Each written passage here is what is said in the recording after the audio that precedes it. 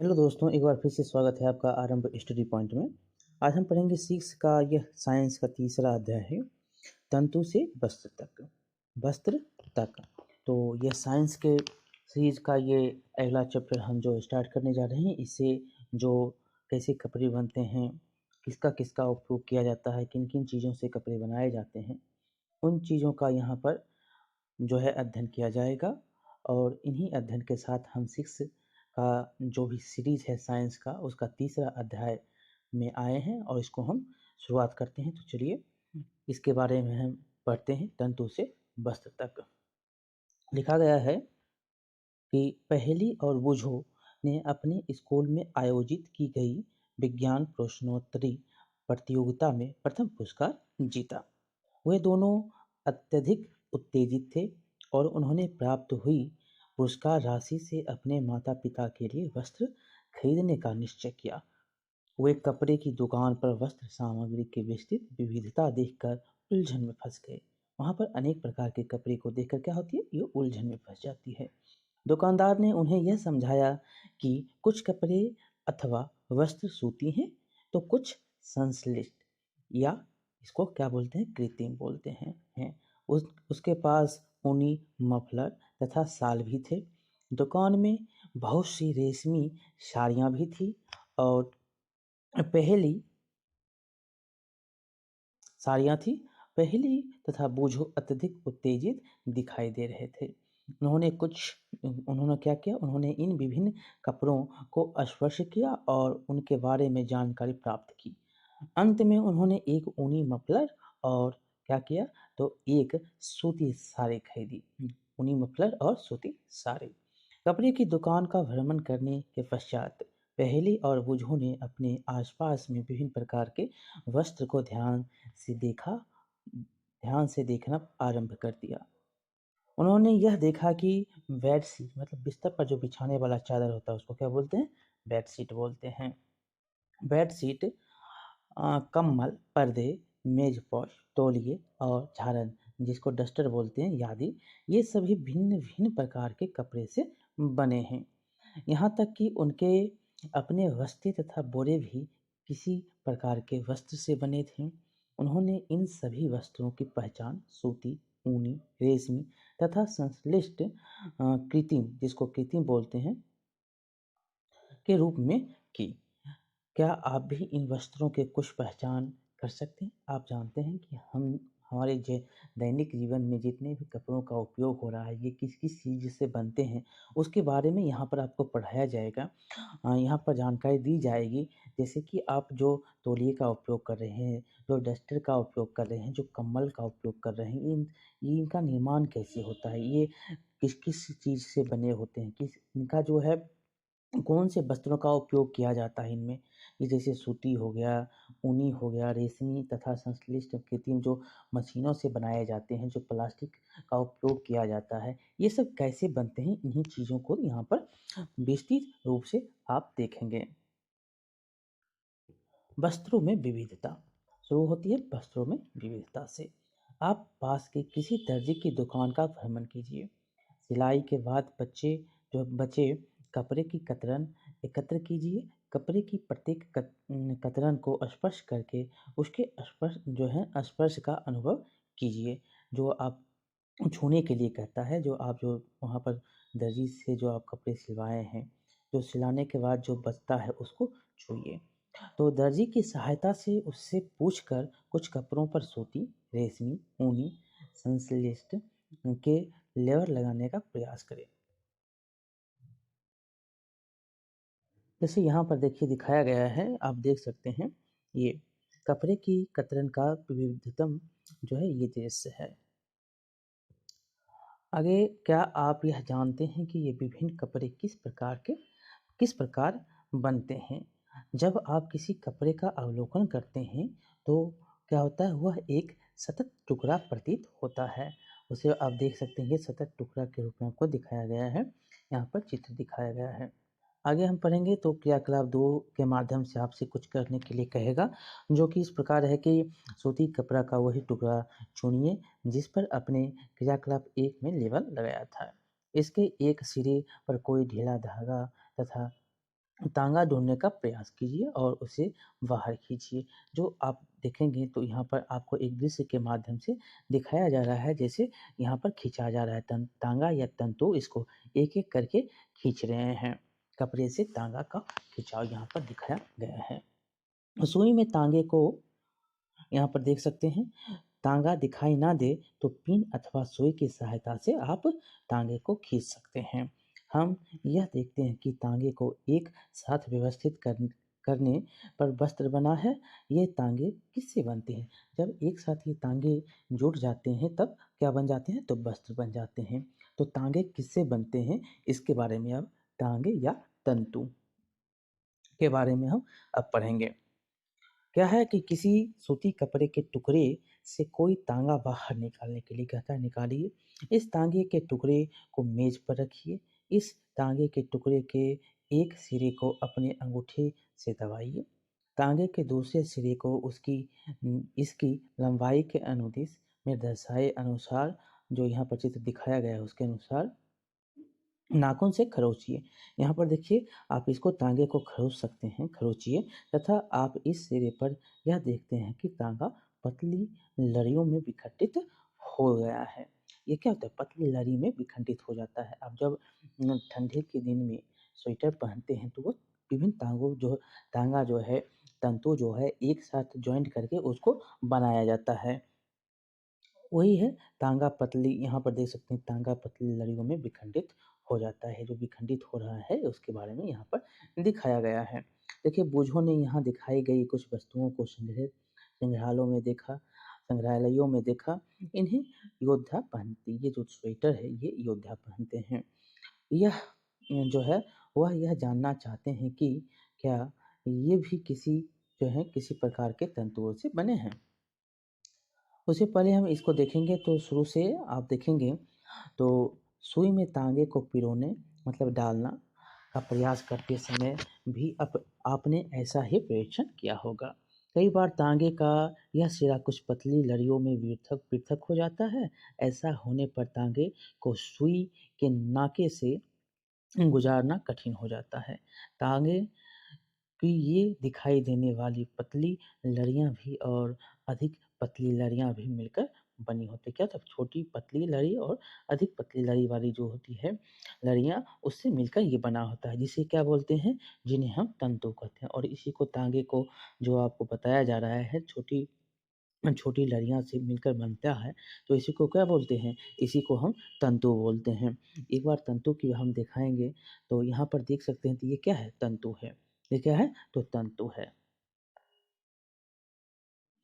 आगे हम पढ़ेंगे तो वस्त्र तांगों या धागों से मिलकर बनते हैं। किससे बनते हैं वस्त्र?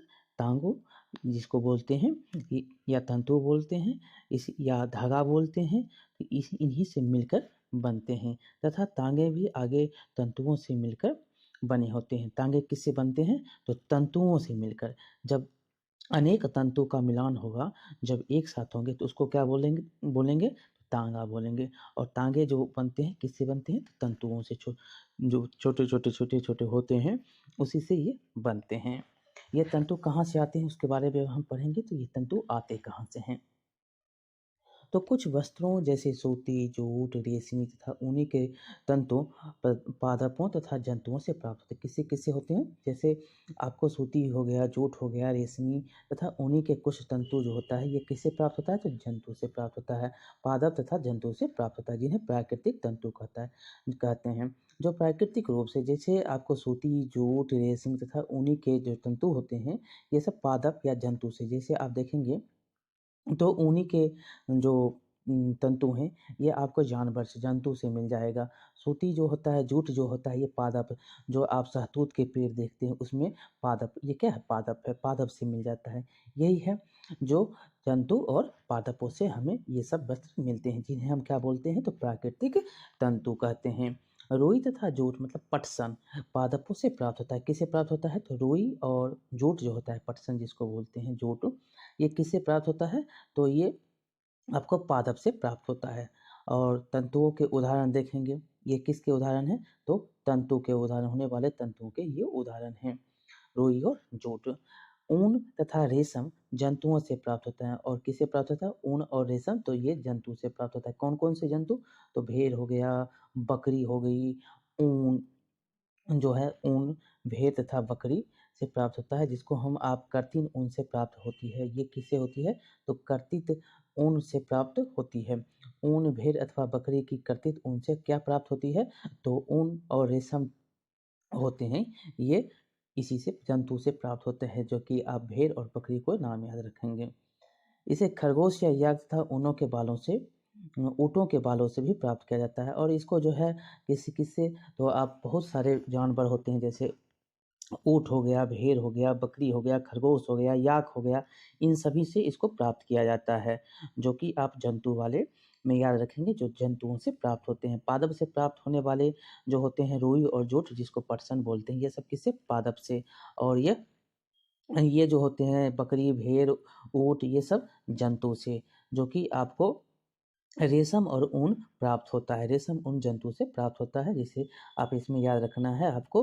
ऊन, भेड़, बकरी, कर्तिन जो कर्तित ऊन जो होता है, ये भेड़, बकरी, याक, खरगोश, इनके सभी के बालों से प्राप्त होती है। रेशम तंतु जो होता है, रेशम कीट कोकून से खींचा जाता है। ये क्वेश्चन बहुत बार पूछा जा गया है। रेशमी जो तंतु होता है, ये किससे? तो रेशम कीट होता है, कोकून से खींचा जाता है। कोकून जो होता है रेशम की कीट को कहते हैं, और इसी से ये बनते हैं रेशमी तंतु।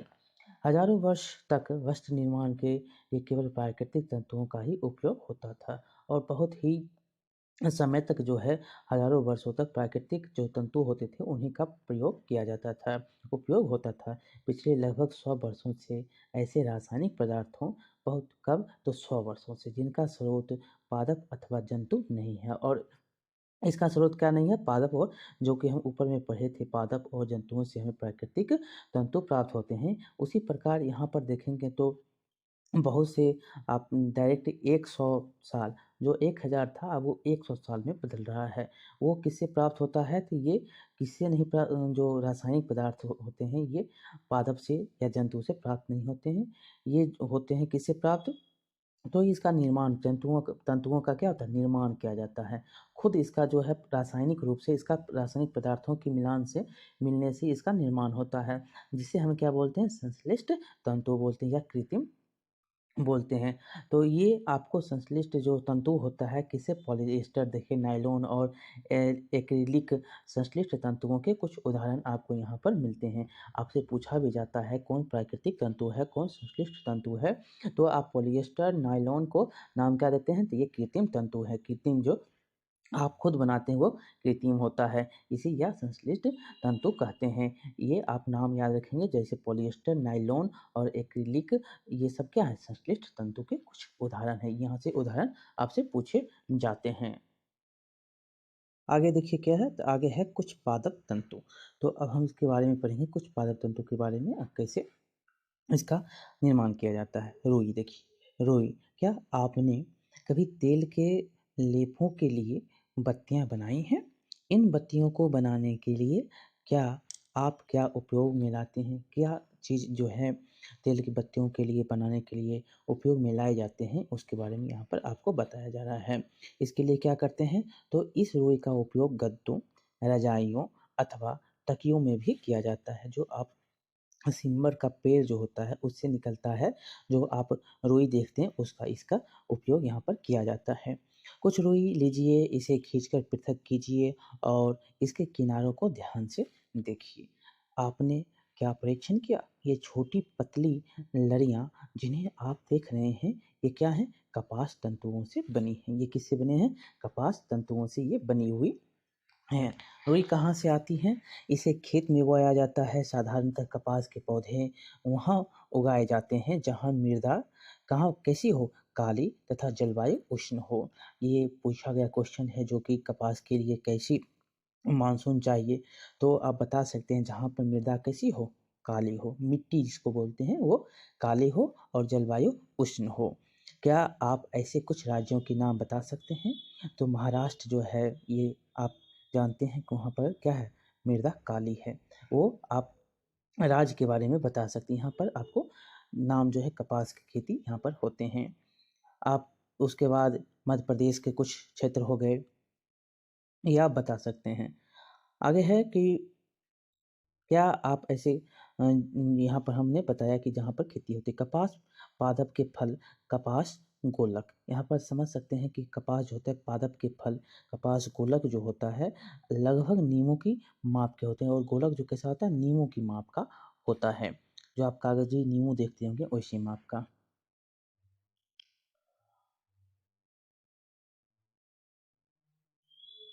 हमने यहाँ पर पढ़ लिया नींबू के नाप के होते हैं। पूर्ण परिपक्व होने पर बीज टूटकर खुल जाते हैं, क्या होते हैं पूरा पक जाता है, तो यहाँ पर देख सकते हैं कैसे पूरा जो है बीज खुल जाता है। तथा अब कपास तंतुओं से ढके बिनौली मतलब कपास बीज को देखा जा सकता है, और वह जो होता है नीचे में कपास का बीज होता है जिसको ढका बिनौला मतलब कपास बीज बोलते हैं उसको। क्या आपने ऐसे कपास की खेती को देखा है जो चुने जाने के लिए तैयार हो चुका है? जो कपास की खेती आप देखते हैं जो कि पूर्ण रूपेण पक गया है और उसको चुना जा सकता है वैसे खेतों में। इस समय खेत कपास के परिफुल्लों मतलब रोगों से इतना श्वेत हो जाता है, मतलब रोवा रोइया जिसको बोलते हैं, रोगों फल परिफुल्लों को रोई बोलता है या रोबो बोलते हैं, और यह उससे प्रफुल्लित हो जाता है। परिफूलों से रोगों के इतना श्वेत हो जाता है जैसे हिम से ढक लिया हो, और इतना श्वेत मतलब इतना उजला उजला रहता है कि जैसे लगता है बर्फ से ढका हुआ वो खेत हो। तो यहाँ पर ये कपास की खेती के बारे में बताया गया, जो कि यहाँ पर आपको बताया गया कि कैसे रुई इसका इसका जो निर्माण है रुई बनाने में किया जाता है। साधारणतः इन कपास बालों से कपास के को हस्त चयन द्वारा प्राप्त किया जाता है। कैसे? तो हस्त हाथ के द्वारा। यहाँ पर देख सकते हैं कपास ओटना, ये कपास का ओटना शुरू हो रहा है, इसी को हस्त चयन विधि से हाथों से यह किया जा रहा है। इसके पश्चात कपास के बीजों को कंकतन कंकतन द्वारा पृथक किया जाता है और इसको पृथक कर लिया जाता है। इस प्रक्रिया को कपास ओटना कहते हैं। ये कपास ओटना हो जाएगा जिसको अलग किया जा रहा है। पारंपरिक ढंग से कपास हाथों से ओटी जाती थी, आजकल क्या होता है कपास ओटने के लिए मशीन का उपयोग किया जा रहा है। आगे है जूट। कपास के बाद है जूट। जूट के बारे में भी पढ़ेंगे।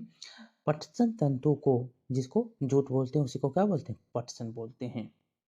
तो पटसन तंतु को पटसन पादप के तने से प्राप्त किया जाता है, इसको तने से प्राप्त किया जाता है। भारत में इसकी खेती वर्षा ऋतु में की जाती है, और किसकी खेती वर्षा ऋतु में? तो जूट की खेती वर्षा ऋतु में। भारत में पटसन को प्रमुख रूप से पश्चिम बंगाल, बिहार तथा असम में उगाया जाता है। आप जानते हैं पटसन की खेती कहाँ कहाँ पर? तो पश्चिम बंगाल, बिहार और असम में इसका मुख्य रूप से खेती किया जाता है बारिश के दिनों में। सामान्यतः पटसन पादप मतलब फसल को पुष्पन अवस्था में काटते हैं, और इसको पुष्पन अवस्था जब पुष्प हो जाती है तो उस अवस्था में इसको काटते हैं। फसल कटाई के पश्चात पादपों के तनों को कुछ दिनों तक जल में डुबोकर रखा जाता है, और इसको क्या करते हैं? जल में डुबोकर रख देते हैं। ये पटसन का खेत है, पौधा है, ये पादप है, डुबो कर रखते हैं। ऐसा करने पर तने गल जाते हैं और उन्हें पटसन तंतुओं के से हाथों द्वारा पृथक कर लिया जाता है, और इसको हाथों द्वारा जो है पृथक, यहाँ पर ये जो तना है इसको जो मुलायम हो जाता है, जो डूब के जाता है और वह क्या होता है? मुलायम हो जाता है। इसको हाथों द्वारा खींच लेते हैं। वस्त्र बनाने से पहले इस जो है इन सभी तंतुओं को तांगों में परिवर्तित कर लिया जाता है, और वस्त्र बनाने से पहले इस सभी वस्तु को किसमें? तो तांगों में परिवर्तित कर लिया जाता है। ऐसे कैसे किया जाता है? तो इसका जो है यहाँ पर देख सकते हैं कैसे रुई से तांगा बनाना, यहाँ पर देख सकते हैं कैसे रुई से तांगा बन रहा है, ये चरखा आपको दिखाया गया है। उसके बाद चरखे के बारे में भी है, तांगे को कैसे हम बंडल बनाते हैं ये आपको बताया जाएगा। तो यहाँ पर देख सकते हैं जो रुई से तांगा यहाँ पर बन गया है। सूती तांगे की कताई, अब कैसे इसकी कताई की जाती है आप इसको हम देखेंगे। क्रियाकलाप के अनुसार क्रियाकलाप 4 है। एक हाथ में कुछ रुई पकड़ने के लिए कहता है, दूसरे हाथ में अंगूठी तथा तर्जनी के बीच कुछ रुई की चुटकी भरिए, और धीरे धीरे रुई के बाहरी ओर खींचिए, और ये जो आप तानेंगे ऐसे करके तानेंगे तो ये इधर से 2 भाग में आपको वो मिलेंगे। खींचिए और लगातार ऐंठते भी रहिए, और इसको ऐंठते रहिए, ऐसे ऐसे करके ऐंठते रहिए। तो आप ये आपको ये बन जाएगा तांगा। क्या आप तांगा बना सके? तो तांगा आप ऐसे बना सकते हैं। रेशों से तांगा बनाने की प्रक्रिया को क्या बोलते हैं? कताई बोलते हैं। कताई के बारे में भी पूछा गया है कि किसको कताई बोलते हैं। तो रेशों से जो तांगा बनता है, प्रक्रिया है तांगे बनाने की, उसको क्या बोलते हैं? तो उसको कताई कहते हैं।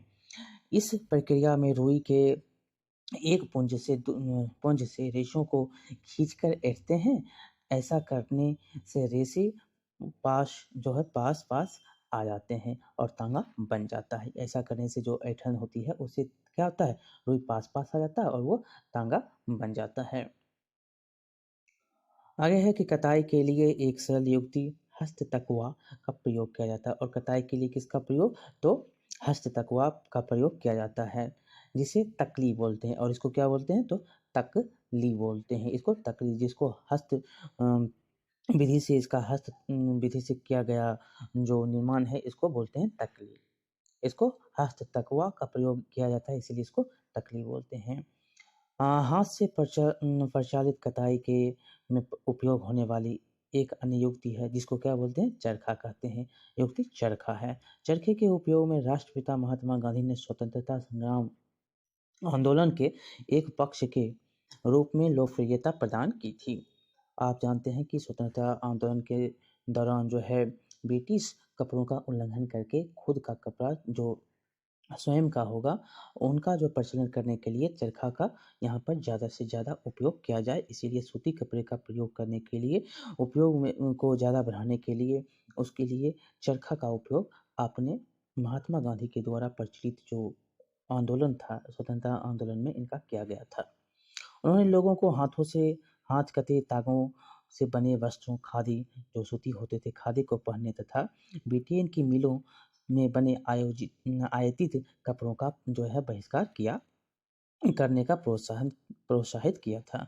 इसके बारे में आप डिटेल जानते हैं। खादी के प्रचलन को बढ़ावा देने के लिए भारत सरकार ने 1956 में ये भी क्वेश्चन पूछा गया है कि खादी को प्रचलन करने के लिए कब से संगठन बनाया गया? तो 1956 में एक संगठन का निर्माण किया गया, जिसे खादी एवं ग्रामोद्योग आयोग कहते हैं। और इसको क्या बोलते हैं?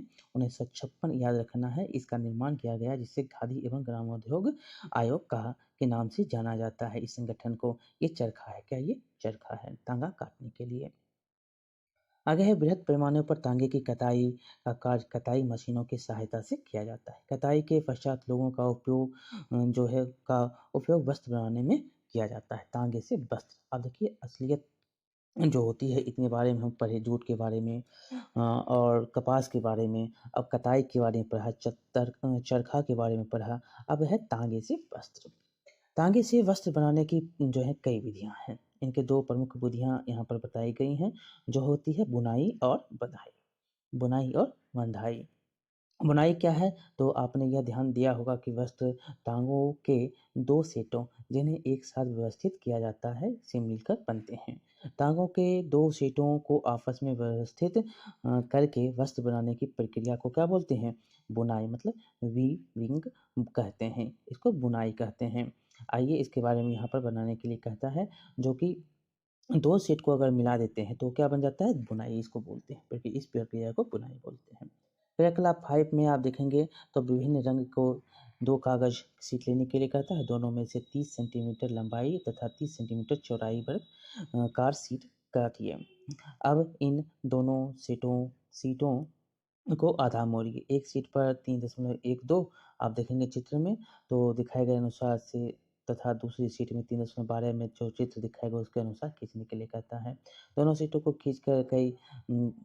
खींची गई रेखाओं के अनुदिश काटिए और फिर सीटों के मोड़ों को खोलकर इन्हें फैला लीजिए। इन सीटों की पट्टियों एक एक करके दूसरी सीटों के कटावों, यहाँ पर दिखाया गया है कटावों से चित्र 3.12 और दिखाए गए चित्र में आपको यहाँ पर नमूना दिखाया गया है, जो इस प्रकार है। चित्र में कैसे आपको बनाना है, यहाँ पर देखिए, एक दूसरे पहला और दूसरा को काटने के लिए कहता है और इस प्रकार आप बुनिए, कागज की पत्तियां यहाँ पर बुनिए। फिर देखिए ये तैयार हो जाता है आपका चित्र। बुनाई आप हाथों के द्वारा ये कर लेते हैं। इसी ढंग से तांगों के दो सेटों 2 सेटों को बुनकर वस्त्र बुने जाते हैं और इसी प्रकार जो है 2 सेटों को बुनकर वस्त्र तैयार किया जाता है। तांगे वास्तव में कागज की पट्टियों की तुलना में बहुत पतले होते हैं और क्या होते हैं, ये तांगे बहुत ही पतले होते हैं कागज की पट्टी की तुलना में। वस्त्रों की बुनाई करघों पर की जाती है और वस्त्र की बुनाई किस पे, तो करघा पर किया जाता है। हथकरघा ये देख रहे हैं वस्त्र की बुनाई हो रही है। यहाँ करघे तथा हस्त प्रचालित होते हैं तथा विद्युत प्रचालित। ये कैसे होते हैं, हाथों द्वारा ही चलाए जाते हैं या विद्युत के द्वारा ये हथकरघे चलाए जाते हैं जिससे वस्त्र का निर्माण किया जाता है। आगे हम पढ़ेंगे एक विशेष प्रकार की बुनाई जो हाथों से आप स्वेटर को दादी को मम्मी को बुनते हुए देखते होंगे, ये उसके बारे में अब बताया जाएगा। क्या कभी आपने यह ध्यान दिया होगा कि स्वेटर किस प्रकार बुने जाते हैं। इनकी बुनाई निटिंग में किसी एकल तांगे का उपयोग वस्त्र के एक टुकड़े को बनाने में किया जाता है। क्या आपने कभी किसी फटे हुए मोजे के किसी तांगे को खींचकर देखा है। जब आप ऐसा करते हैं तब क्या होता है, एकल धागा जो होता है लगातार खींचता चला आता है तथा वस्त्र उभरता जाता है और एकल जो धागा जिससे आप स्वेटर को देखेंगे एक खींचेंगे तो पूरा जो है खिंचाते हुए चला जाता है। मोजे और बहुत सी जो चीज़ें होती हैं, अन्य चीज़ें जो पहनने की वस्तुएं ऐसे बनाई जाती हैं, वो कैसे बनाई जाती है, एकल से एक धागों से बनाई जाती हैं। वस्तुएं ऐसी बुनाई बने वस्त्रों से बनाई जाती है। इस प्रकार की बुनाई हाथों से तथा मशीनों द्वारा भी की जाती है। ये देख सकते हैं स्वेटर बुनाई हाथों से की जा रही है, दो यहाँ पर और एक बंडल आपको टांगा रखा गया है स्वेटर बनाने के लिए, ये जो हाथों से बनाई जा रही है। दोनों प्रकार की बुनाई का उपयोग विभिन्न प्रकार के वस्त्रों के निर्माण में किया जाता है। इन वस्त्रों का उपयोग पहनने की विविध वस्तुओं को बनाने में होता है और इसके बहुत ही प्रकार जो है बनाने के पहनने के जो है बहुत ही उपयोग हैं। पहली यह जानना चाहती है, यहाँ पर देखेंगे, क्या आपने नारियल के बाहरी खोल के तंतुओं से बने किसी वस्त्र को देखा है। इन तंतुओं का सामान्यतः किन कार्यों में उपयोग किया जाता है, उनके बारे में देखेंगे। तो वस्त्र सामग्री का इतिहास क्या है, तो क्या आपने कभी यह जानने का प्रयास किया है कि प्राचीन काल में लोग पहनने के लिए किस सामग्री का उपयोग किया करते थे। वस्त्रों के लिए के विषय में पूर्व परमाणु से ऐसा प्रतीत होता है कि प्रारंभ में लोग वृक्षों की छाल, वल्क, बड़ी बड़ी पत्तियां तथा जंतुओं की चमड़ और समूह से जो से अपने शरीर को वो ढकते थे। कृषि समुदाय में वसना आरंभ के पश्चात लोगों ने पतली पतली टहनियाँ तथा घास को बुनकर चटाई तथा डालियाँ टोकरी जो बनाना सीख लिया। आगे लताओं, जंतुओं और की ऊन अथवा बालों को आपस में ऐंठन देकर लंबी लड़ियां बनाई, उनको बुनकर वस्त्र तैयार किया। पूर्व में भारतवासी रुई से बने वस्त्र पहनते थे जो गंगा नदी के निकटतम क्षेत्रों में उगाई जाती थी। फ्लेक्स भी एक पादप है जिससे प्राकृतिक तंतु प्राप्त होती है। क्या ये फ्लेक्स भी एक क्या है, पादप है जिससे क्या होती है, प्राकृतिक तंतु प्राप्त होती है। प्राचीन मिस्र में वस्त्रों को बनाने के लिए रुई, फल तथा फ्लेक्स की कृषि नील नदी के निकटतम क्षेत्रों में की जाती थी। उन दिनों में लोगों को सिलाई करना जो है नहीं आता था। उस समय लोग अपने शरीर के विभिन्न भागों को वस्त्र के आच्छादित कर लेते थे। वे शरीर के को आच्छादित करने के लिए कई विभिन्न ढंगों का उपयोग करते थे। सिलाई की सुई के आविष्कार के साथ लोगों ने वस्त्रों की सिलाई करने के पहनने के कपड़े तैयार किए थे। इस आविष्कार के पश्चात सिले कपड़ों में बहुत सी विभिन्नताएं आ गई है। परंतु क्या यह आश्चर्यजनक बात नहीं है कि आज भी साड़ियाँ, धोती एवं लुंगियों और पगड़ियों का बिना सिले वस्त्रों के रूप में उपयोग किया जाता है। जिस प्रकार समस्त देश में खाए जाने वाले भोजन में अत्यधिक विविधता देखने को मिलती है, ठीक उसी प्रकार वस्त्रों एवं पहनने की वस्तुओं में भी अत्यधिक विविधता आपको मिलती है, पाई जाती है। तो कैसे आपने देखा कि कैसे वस्त्र का निर्माण किया जाता है, तो आप कपास कोलक को देखेंगे, उसके बाद उसको औटेंगे, उसके बाद रेशा बनेगा, उसके बाद कताई करेंगे, कताई से क्या बनेगा, तांगा बनेगा। तांगा आप दो प्रकार से वस्त्र का निर्माण करते हैं, एक बुनाई से, एक बंधाई से। ठीक, तो एक हस्तचलित भी या हाथों से भी बनाते हैं, एक मशीन के द्वारा भी बनाए जाते हैं। ये आपका चैप्टर जो है वस्त्र के बारे में ये शुरुआती है, और इसके बाद भी 7 में जाएंगे, 8 में जाएंगे तो वस्त्र के जो निर्माण है, कितने प्रकार कैसे किए जाते हैं, इसके बारे में ज़्यादा डिटेल आगे की क्लास में आपको देखने को मिलेगा। यहाँ से आपको शुरुआत कर दी गई है कि वस्त्र का निर्माण कैसे की जाती है। जैसे यहाँ पर बहुत प्रमुख शब्द हैं, रुई है, वस्त्र है, तंतु है, कताई है, बुनाई है और तांगा है। यहाँ पर ये बताए गए हैं। सारांश में देखेंगे तो आपको छोटे से बात यहाँ पर बताए गए हैं कि वस्त्र सामग्री अथवा वस्त्रों में विविधता है, जैसे कि सूती, रेशमी, ऊनी और पॉलिएस्टर। वस्त्र तांगों से बनते हैं, जिन्हें तंतुओं में बनाया जाता है। तंतु या तो प्राकृतिक होते हैं अथवा संश्लिष्ट होते हैं। रेशम, ऊन, जूट कुछ प्राकृतिक तंतु हैं, जबकि नायलॉन और पॉलिएस्टर कुछ क्या है, संश्लिष्ट या कृत्रिम तंतु हैं। रुई और जूट जैसे तंतु पादपों से प्राप्त किए जाते हैं। किससे, तो पादप से। तंतुओं से तांगा बनाने की प्रक्रिया को क्या बोलते हैं, कताई बोलते हैं। तांगों की बुनाई दो प्रकार से की जाती है, जिनसे वस्त्र होते बनती है, जो कि हमने ऊपर पढ़ा था। एक क्या होता है, एक होता है बुनाई और एक होता है बंधाई। यहाँ पर देखिए अभ्यास है, अभ्यास को भी हम थोड़ा सा है चैप्टर, उसके बारे में हम इसको थोड़ा सा, यहाँ पर पेज है, एक पेज में आपको अभ्यास बताए गए हैं, उसको हम भी उसको जो है हम ख़त्म कर देते हैं। इसको भी हम समाप्त करने की कोशिश करते हैं, और ये आपको जो भी यहाँ पर बताए गए हैं, इसके से एक दो क्वेश्चन आपको साइंस में पूछे जाते हैं, ये आपको ज्योग्राफी में भी पूछे जाता है। तो इसके बारे में आप जो भी एक दो पॉइंट है बहुत ही ध्यान से पढ़ेंगे, देखेंगे, तो आपको यहाँ से समझ में आ जाएगा कैसे वस्त्र का निर्माण किया जाता है और किन किन विधियों से इसका निर्माण किया जाता है। देखिए पहला क्वेश्चन क्या है, पहला क्वेश्चन है निम्नलिखित तंतुओं को प्राकृतिक तथा संश्लिष्ट में वर्गीकृत करें। तो आप अभी तो पढ़े हैं कि कौन से संश्लिष्ट हैं, कौन से प्राकृतिक हैं। नायलॉन क्या है, संश्लिष्ट है। पॉलिएस्टर क्या है, संश्लिष्ट है। और सभी जो है, ऊन है, रेशम है और रुई है, ये सब क्या है, प्राकृतिक है। नीचे दिए गए कथन सत्य और असत्य खोजने के लिए आपको कहता है कौन से सत्य हैं, कौन से असत्य हैं। तंतुओं से क्या बनता है, तांगा बनता है। तंतुओं से तांगा बनता है, ये सत्य है, तो एकदम सत्य है। कताई वस्त्र निर्माण की एक प्रक्रिया की, ये भी अपने ऊपर पढ़ा था। कताई क्या है, एक वस्त्र बनाने की प्रक्रिया है। जूट नारियल का बाहरी आवरण होता है। जूट क्या होता है, बाहरी आवरण होता है, नहीं, ये जूट बाहरी आवरण नहीं है। आपने पढ़ा था कि ये भीतरी आवरण है, जो कि आप पटसन जिसको बोलते हैं, पटसन के रूप में आपको जूट को जानते हैं, जो बिहार, बंगाल और इस में मुख्य इसकी खेती होती है। रुई से बिनौले मतलब बीज हटाने की प्रक्रिया को ओटना कहते हैं।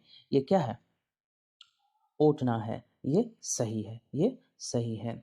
आगे है कि तांगों से बुनाई से वस्त्र का एक टुकड़ा बनता है। तांगों की बुनाई से वस्त्र का एक टुकड़ा बनता है, ये भी आपको सही है, ये भी बनते हैं। रेशम तंतु किसी पादप के तने से प्राप्त होता है। रेशम तंतु क्या, ये किसी पादप रेशम ये किससे प्राप्त होता है, तो ये कीड़ों से, मकोड़ों से। ये आप पढ़े थे, जो कि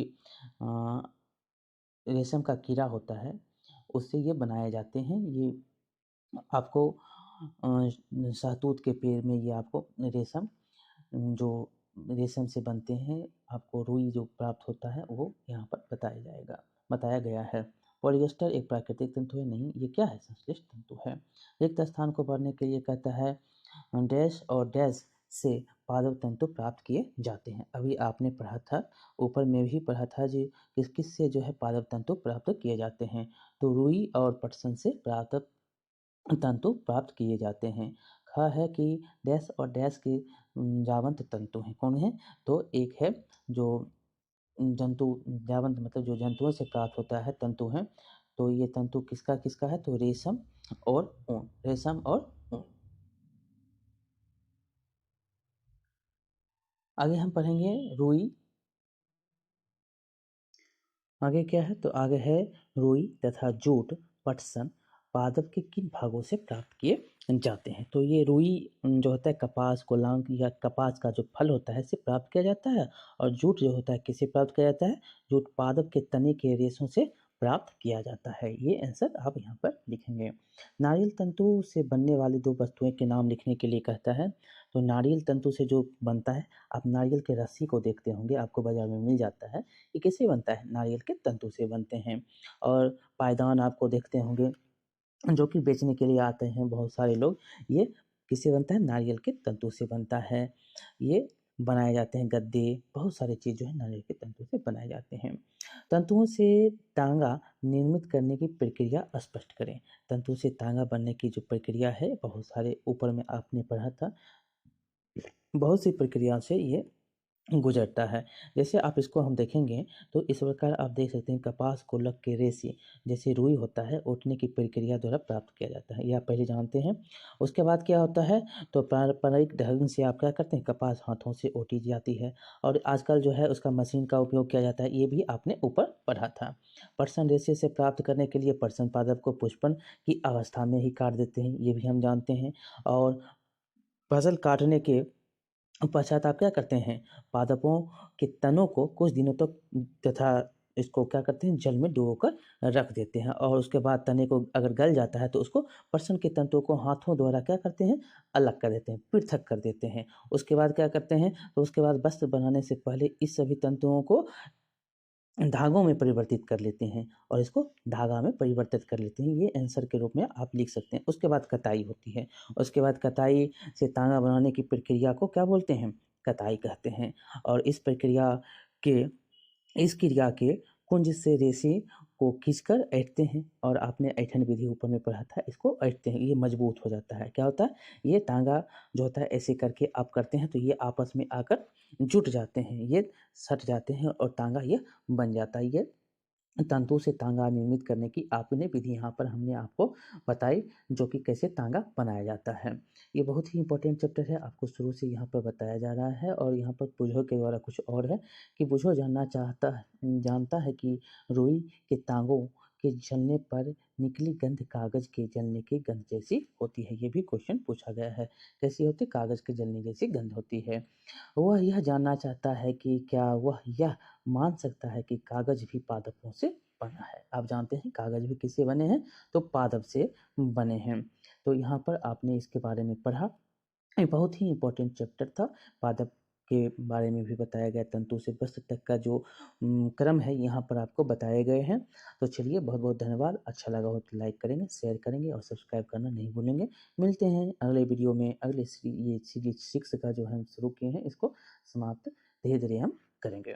तो बहुत बहुत धन्यवाद, मिलते हैं अगले वीडियो में।